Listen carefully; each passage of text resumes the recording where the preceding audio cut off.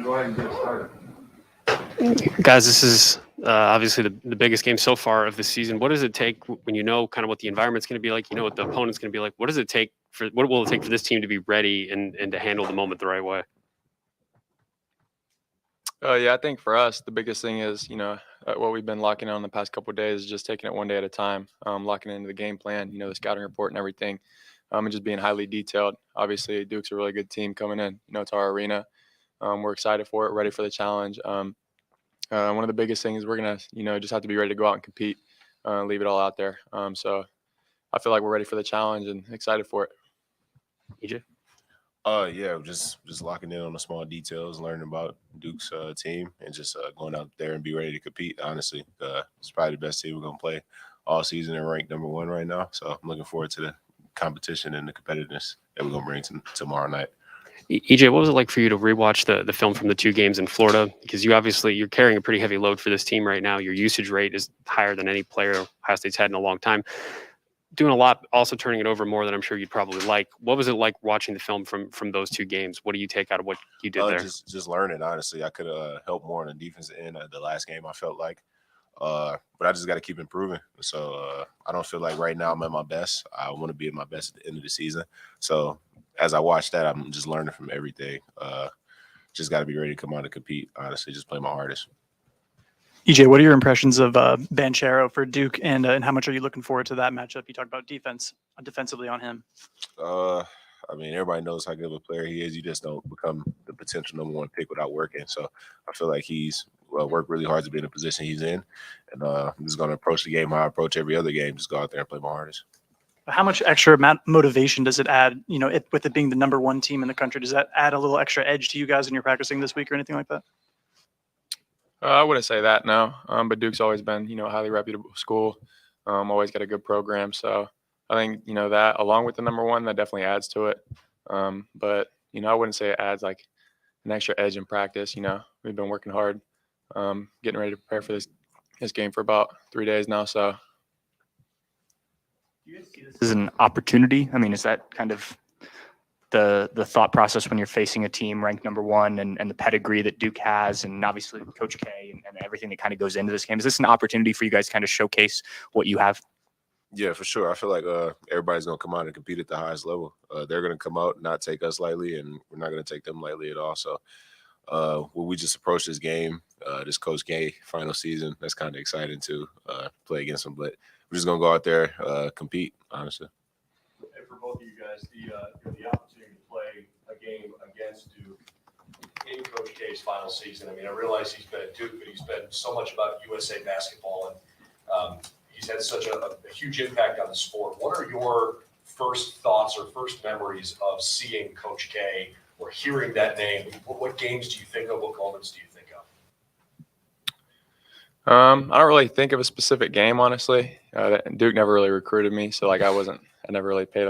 Obviously I've always watched them. They've always been a great team. They're always in arguably top 20 teams in the country every year, it seems like. And one of my buddies from high school that I used to work out with, Luke and Art, went there, so I kind of watched them quite a bit when I was in high school my senior year. So I would say that was really the time I paid attention to him the most. But there's not really a specific game or anything that I think of. Obviously he's a great coach, got a great resume. Kudos to him for that. So Justin, nobody is neutral on Duke. You either love him or hate him. I wonder if you'd take it as a compliment if somebody referred to you as a left-handed JJ Redick. I mean, yeah, I'll take it as a compliment. He had a great NBA career, had a great career at Duke. Arguably one of the best shooters in college of all time. So I'll definitely take that as a compliment, yeah. You guys are, EJ, you were talking about the usage rate, but it seems like facing, especially in the last 2 games in Florida, I mean, you saw 2 teams that, showed a little bit of size, a little bit of guys that were bigger than you. And I'm curious about what you guys learned over in Florida. What did you guys learn about your defense, especially playing against teams that showed a little bit more size than you do? Is there anything in particular that you learned that was different? Or? Finishing defensive possessions, getting a defensive rebound. Honestly, we got to finish plays. I feel like we let a lot of people get second chance opportunities, and I feel like they score off of those the most. So that's the only thing I really can see with the height difference and teams we play is just got to finish plays and grab the rebounds after they miss. How important is, because Duke has their fair share of bigger guys as well. And I'm curious about, what have you guys been working on in practice to kind of, because you can't, get taller. So what are you guys doing to kind of make that, different, just that difference in terms of rebounding margin kind of get more in favor for you guys, especially if, you may not have the height that the opponent does? I never really looked at it like that because I've always been somewhat undersized, I guess you could say. But I'm pretty much taller than a lot of humans in the world. So I don't look at it like that. I just go out there, just play my hardest. I've always been considered undersized. So I don't really look at height differences. I go out there and make an impact like I'm 7'4", so I just go out there and play my hardest. So paint practice, or you guys haven't been changing really anything? Nah, just probably boxing out the managers and going to get rebounds with two hands. That's about it. You guys have had 3 of your games go down to the final second or seconds, and the Xavier game was a 1-possession game in the final seconds. What are you still learning about yourselves in those moments where the game is right there in the balance? Sometimes you win, sometimes you don't. What are you learning about yourselves in those late game, last minute situations? I think the biggest thing we learned from those moments was just, we got to be smarter as a unit, individually and collectively. So there's a lot of good things we could take from, each and every one of those games. But I think that, the overriding thing from those games was we just got to play smarter. Yeah. I think we're pretty poised. We usually tend to get the shots we want, which is a good thing. But, just playing smarter on, offensively and defensively. That also apply maybe the whole balance of the game, because you have started to turn over a little bit more than you were at the beginning of the season. I know the pressure has picked up. You're playing higher ranked teams, but does that spread out through the course of the game too, where you look at some of these turnovers? Yeah, for sure. And fouling, we just get kind of put teams on the line a little bit too much, more than we should. Just knowing certain situations when they're in the bonus or double bonus. Yeah, so pretty much the whole game, we just got to be smarter and learn from it in the film. EJ, it seems like you've really improved your help side defense this offseason. How has that kind of helped you, kind of being an undersized guy? How's that helped you in your game overall? I have a history of blocking shots kind of back in high school. So I just feel like me being more active and being more mobile and getting in better shape as time goes on is helping that out a lot. So I'm really becoming like a two-way player kind of. I like guarding guards, and I switch off on them to show I can move my feet a little bit. So, yeah, that's one side of the ball I'm still improving on, as well as the offensive side. This ACC Big Ten always gives great matchups. Is it something with the different styles that the conferences play that kind of leans into that? And how important is it to play teams from other big conferences, even though March is really far away, but it's still important? Oh, yeah, definitely. ACC has always been historically a great conference, as well as the Big Ten. But I feel like the Big Ten is a little bit more physical when it comes to like style of play around the whole league. So we should see. Last year we played Notre Dame, right? Yep. Yeah. Like it's just different styles of play, I guess you could say, like in all the different conferences. So I'm looking forward to it. Justin, the Seton Hall game showed what kind of a weapon I think you can be for this team. The Florida coach, after his game against Cal, mentioned you by name, that we cannot allow Justin Ahrens to do this, and they didn't. They took away a lot of your opportunities. Just what can you guys do as a team, yourself collectively, to get those looks? To your credit, you're not forcing tough shots against bad defense that's up against you. Just what can you do to get more opportunities like you had against Seton Hall? Yeah, I've been watching film, just trying to find ways. I feel like I can be, more active off the ball. Just to keep the defense, honest and not, always just, keeping them on their toes. I had to play against Florida. I think I ran across the baseline a couple of times and got an open three. So, just stuff like that, setting off ball screens, forcing help so I can get that extra, a couple inches of separation and be able to snap a shot off. But yeah, the biggest thing for me is just going to be learning from the film, because the scouting reports are only going to be, cat's out of the bag for me. I shoot threes. So, I got to do what I can and, take advantage of any situation where I can, snap one off and get a clean look. In same vein for both of you, just what have you guys talked about to get a little bit more production out of your ones and twos? Michi, Malachi, Wheeler. Looks like when Wheeler has his feet set and wants to shoot it, he'll make it. I mean, just What can you do to get, has there been an emphasis the last 3 or 4 days to get a little bit more production out of the guards? Yeah, as time goes on, confidence will grow, honestly. So, like I said, we don't want to be the best right now. We want to be at our best at the end of the year. But as the games keep improving, watching more film, just confidence has to grow for all of the guards and everybody on the team, really. So. When you look at the non-conference slate, so far you guys have kind of hit the ground running here. How much does that help you for tomorrow night's game, knowing you've already played incredible talent? Yeah, it helps a lot. Just obviously, 2 or 3 of them came down to the last second. So just being in games like that, just being in that type of atmosphere helps, a lot more than people would think. So, when another situation like that comes, we've been there before. It's not nothing new. We know what to expect. And like I said, we've been watching film, just trying to learn, get smarter, play a little bit more poised, which, like I said, I think we do, a pretty good job of right now. But, just those 2 things, are really key in late game situations when it's a close game, being poised and being smart. So I feel like it's going to help us a lot in the long run. You guys, I was just going to say, a lot of people talk about not letting the game get to you, how big it is. Do you guys talk about the fact that they're the number 1 team and that they're Duke and it's Coach K's final season and the opportunity that tomorrow presents? I mean, it's Coach K's final season. I feel like everybody know how big of a deal this is. He's been coaching for 40 plus years. So, I mean, it's exciting, but we don't approach this game any differently than another game just because we want to go out there and compete and win every single chance we get. So, EJ, you're talking about you don't want to be your best right now. You want to be your best late in the season. You historically here, you guys have had some pretty good starts to seasons. You've had some pretty big non-conference wins early in the year. Does that feel at all different this year? It seems like with Malachi and with Michi and with the youth on this team, there's been a lot of talk about this team will grow and will get better. It seems like maybe in some of the previous years that hasn't necessarily been the case. You've kind of been what you've been early. Does this feel different than the last 2 years in that regard? That's a great question, Adam. I would say just this year is probably a little bit different because we've always had like an experienced backcourt, I guess you could say, and bringing in new guys like from different cultures like Jamari and Cedric. I feel like learning from the older guys like me and Justin and Kyle will really bring a different type of aspect to everything and just working every day. I feel like it's just a confidence thing. People have to gain confidence in being aggressive scorers and aggressive players and just get better on the defense side of the ball. And I feel like we will be the best at the end of the season.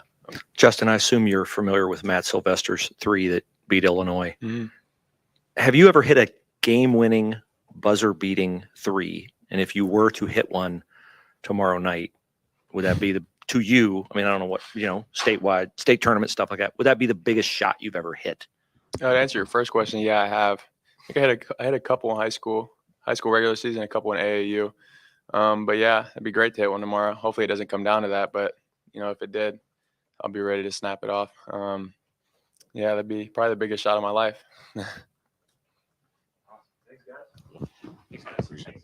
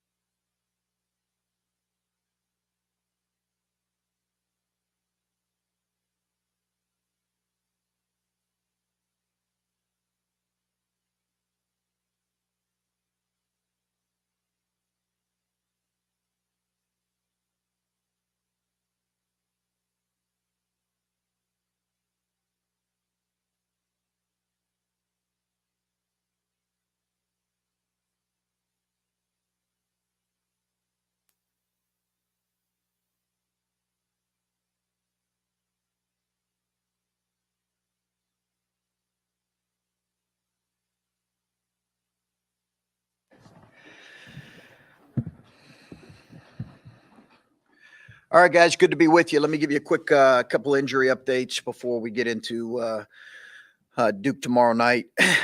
Justice is making progress, but we still anticipate he's going to be weeks away from returning.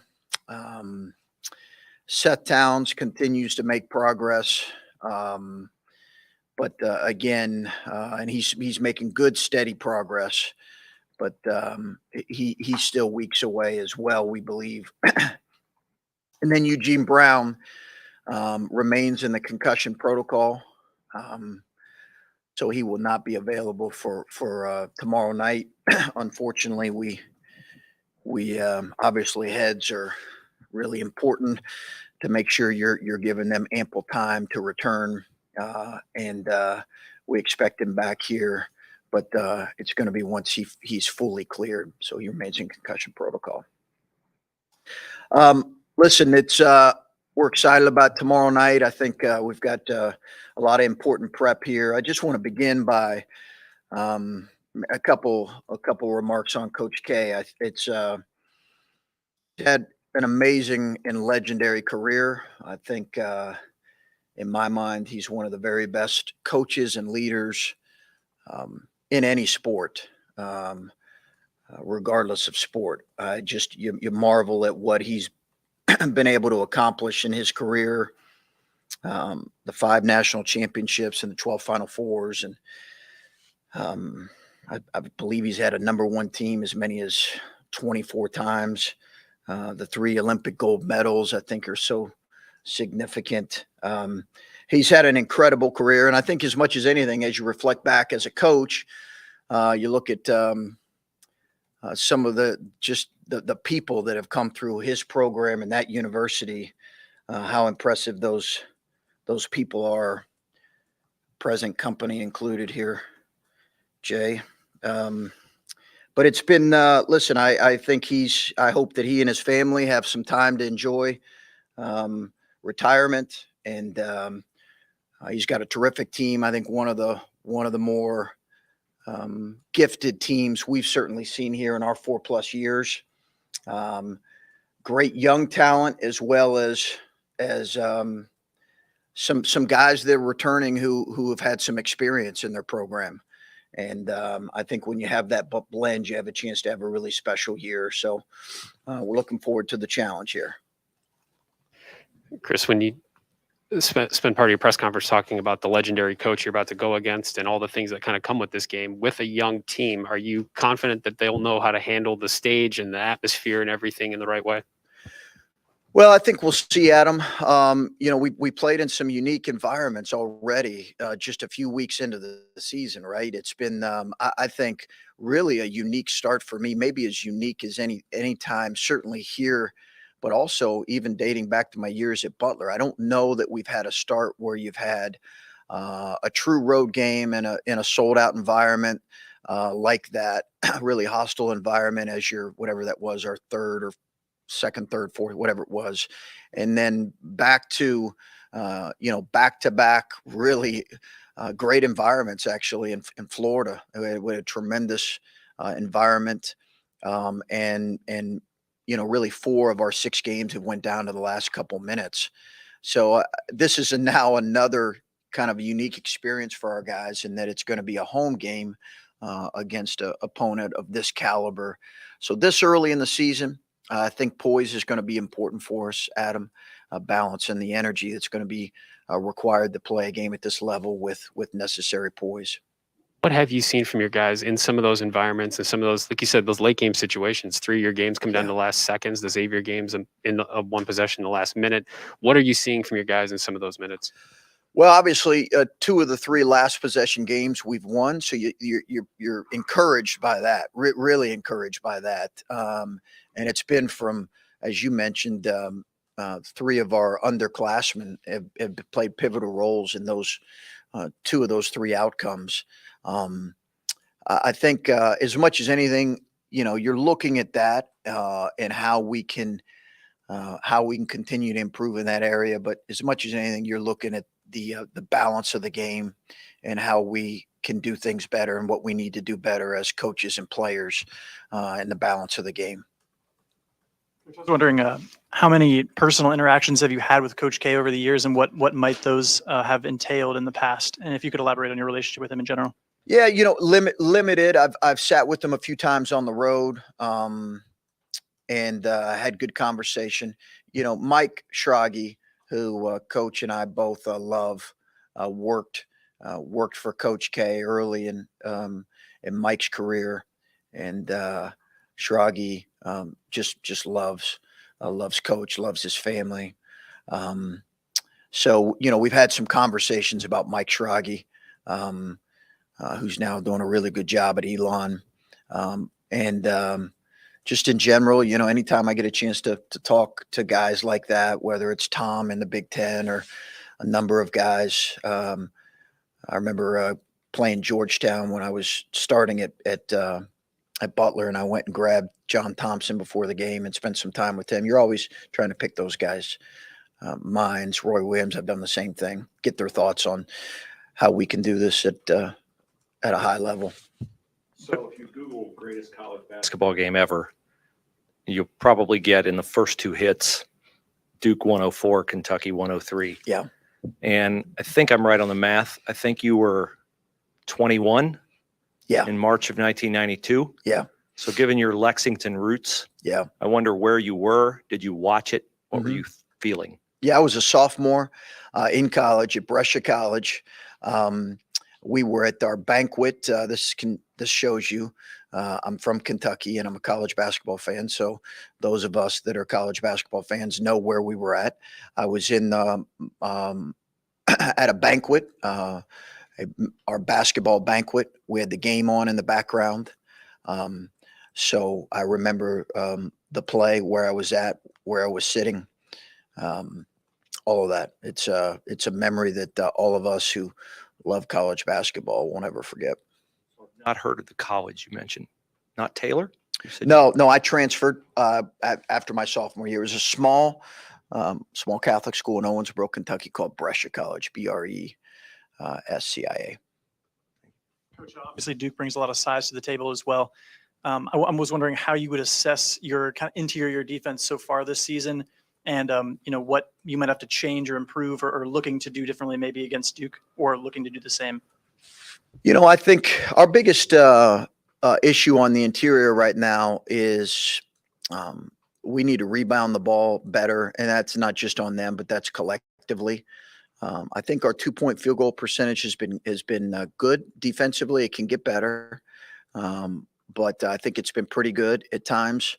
I think our post defense at times has been okay, but needs to get better. Offensively, I'd like for Zed and those big guys to rebound it a little bit better, and I'd like for us to get to the line a little bit more than what we've been able to do across the board. EJ's been the one that's consistently been able to get to the foul line, but without Justice, that's been a significant issue for us. Is we've gotten outscored at the foul line consistently, and he was, as we all know, it was EJ and him last year that could get to the free throw line, and that's a skill that's hard. If you don't have that, it's we got to help grow some guys in that area. You're talking about Coach K a lot here, and rightfully so. But when you go up against a guy on a sideline that you admire, obviously you want to win, but that's somebody that you, like you said, you've picked his brain, and I'm sure you've done that with other guys. What is that like? Maybe before the game, after the game, those type of situations, to kind of go against some of those legends of the sport. I don't think you think about it honestly a whole lot. Even obviously, he deserves our respect, and that's why I made those comments and acknowledged of that. I don't think you think about it a whole lot in terms of, listen, the last couple of days we've been trying to prepare our team to play better, to improve and grow, which is what every coach's challenge is right now. That's really been our focus, and we've obviously this last day and a half, prepared more to how we can be our best for Duke. But we also have another game this week that's going to be a big challenge on the road at Penn State. So it's about our group improving right now. I don't know. I've certainly coached against guys that I really have admired. I've mentioned them, Tom and Roy and other guys. And I just think it's something maybe you think about after the season or after the fact, but in the midst of the game, you're trying to coach your team. Friday night, obviously that Duke Gonzaga game. I'm sure you've broken that down. What did you see from them in that game that you can kind of take away for your guys? Well, a high-level game, really high-level game. Both teams played really fast, and it's one of the things I think with Duke that I've been really impressed with is their speed. I think they've got great speed. They've got interior size. Mark Williams is a fantastic defensive player, and we recruited him. Great kid too. So I think that their speed, really both teams' speed, was really impressive.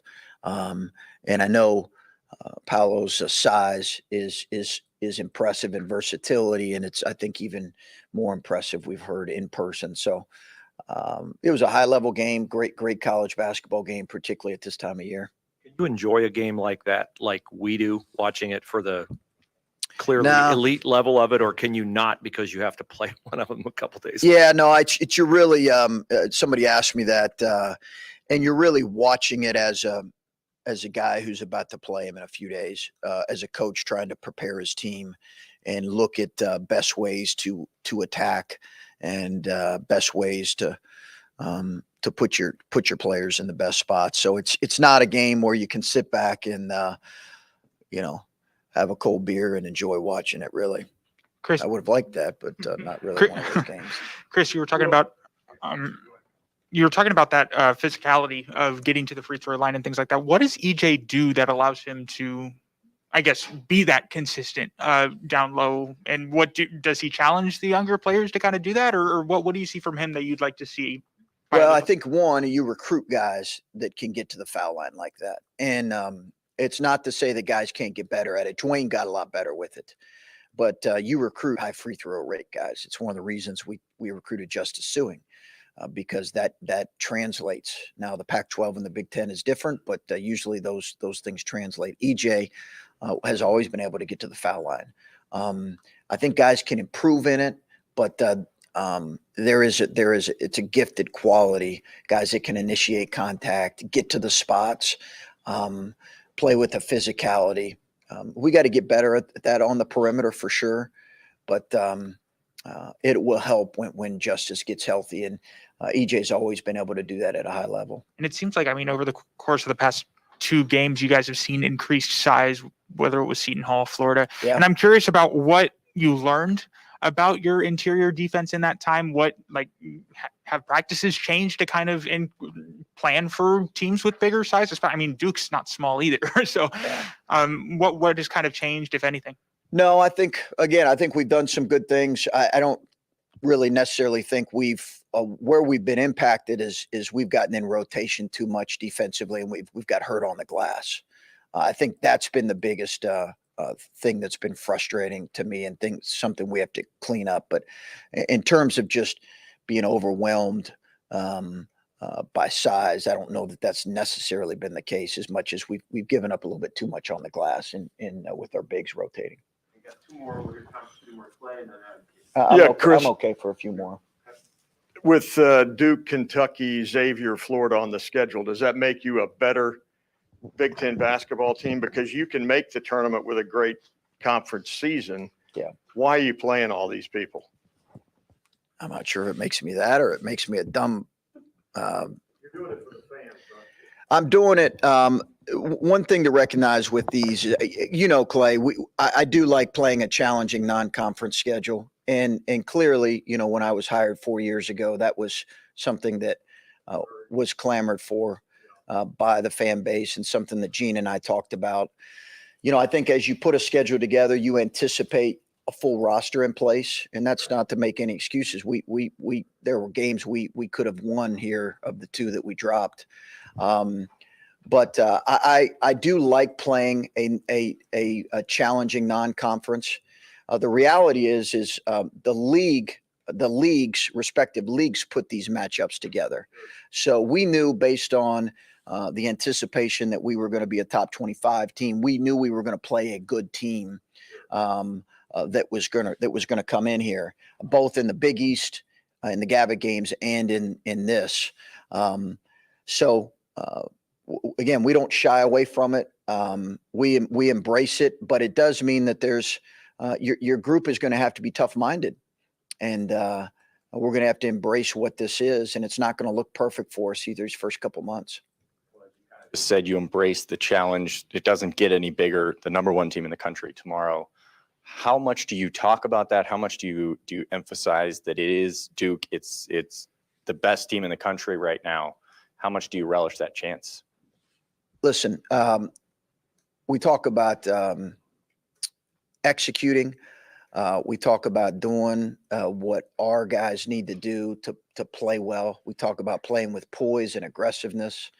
I don't think I need to overemphasize who is it coming in here, and I'm not being, I don't think I need to do that. I think our guys recognize the caliber of opponent and the quality of program and the quality of players and coaches. What we're going to emphasize is what is our response when we get knocked around? How do we play with aggressiveness and force? How do we improve in those areas we've identified we need to improve in? How maybe like excited or ready for the challenge are these guys tomorrow night? How are they chomping at the bit? You said they wanted to get the season started. Now that they have the number one team here, how? Yeah, I think we'll see, but I anticipate a group that's going to be excited. I don't think you can't not be if you're playing college basketball, right? They're certainly in the wrong locker room if they are, but we've got a lot of season ahead of us. We have, again, 2 games this week, but I certainly anticipate a group that's excited about playing a terrific team and program. Chris, you've used a lot of different rotations of guys trying to figure out what works best. Is there a rotation this year that has pleasantly surprised you? I think we're still figuring some of that out. To be honest with you, I think we're still trying to figure some of that out with a little bit with some of our injuries. I think it's pretty fluid right now. We went big, a lineup we haven't even practiced. We went big in the Xavier game. And that was a unique lineup for us. And maybe we'll look at that more given some of our injuries. But we certainly have all the analytics to look at all the plus minuses from all the different lineups. And I do look at those. They can change from game to game, but I certainly do look at those and evaluate those. How about Jimmy Sotos in particular? It felt like he featured a little more prominently this past weekend. Where is he progressing to the point that he's earning more and more playing time? He played a lot these last couple games, and some of that was due to we needed more ball handling and more perimeter players. Jimmy's got to stay ready. I thought he did some really good things. He just has to stay ready. You talked about this being a unique start to the season with the opponents that you've had. You've also talked a lot about how this team is going to keep growing with the youth that you have in the backcourt, and your best basketball is hopefully still ahead of you. You've had seasons where you've had really big wins early, and that's kind of maybe set a tone. How different does this feel as you're going through this part of the schedule, knowing that you're still a belief that this team, we're not going to see its best form for a little while? Yeah, it's different. Yeah, it's different than some of the quote unquote starts we've had, where you've had 1 or 2 losses leading into late December, or as you mentioned, some really high level big wins there. It's certainly different, but I think, Adam, as much as anything, I hate to. I've said this before. This is really about our growth mindset in each and every day. And it's not regardless of outcome, because outcome is important. But the most important thing is, how are we progressing? Are we as coaches diagnosing areas we need to improve in? And are we playing a few possessions better in those areas the next time we come out? That's really where it's at. How does that challenge you? Is that an approach that you're, I guess, how different is that for you from on a year-to-year basis? Like, are you comfortable with always being that way, or does this feel different this year? No, I just think when you play a schedule like this, you get exposed in areas earlier. And I think we have to have a resilient, tough-minded group. And that's my challenge to them. And when you have some new faces and some young pieces, They also have to have some perspective. Listen, there's a lot of teams that have lost in college basketball. Do I need to run down all the teams that have had whatever losses or listen, it's the reality of college basketball. How are we growing? You're going to hear me say that a lot. We have a brutal upcoming stretch, including 2 conference games that are going to be really, really challenging. This is about growth. It appears Justin has made gains as a defensive player, which is what you've asked him to do. How many more gains are there for him in terms of getting his own shot when he's not wide open? Not getting his own shot, Yeah. but locating, finding a way to get a shot off other than off the dribble, which is probably not in the cards. Yeah, I think I think he's got to stay consistent with who he is as a player. He's terrific at using his shot fake and sidestep 3 that he started working on his back end of his freshman year.